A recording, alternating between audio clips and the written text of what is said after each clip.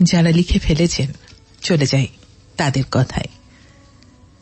প্রথম চিঠিটি আজ আমার যেটা হাতে আছে সেটি এসেছে গ্রাম ও ডাকঘর কিয়ামাচা, থানা গোয়ালতোর, জেলা পশ্চিম মেদিনীপুর থেকে। লিখছেন দেবীপ্রসাদ মণ্ডল।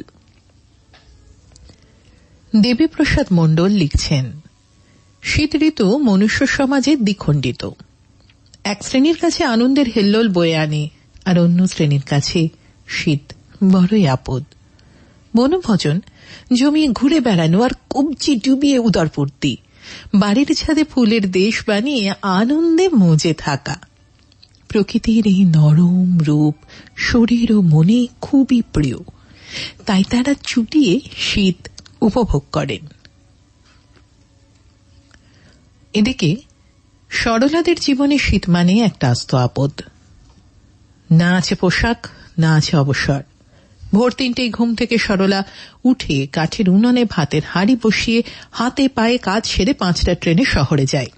বাবুদের তখনও ঘুম ভাঙেছে কি না তার আগেই ট্যাঙ্কের ঠান্ডা জলে রাতের জমে থাকা বাসন পরিষ্কার করে।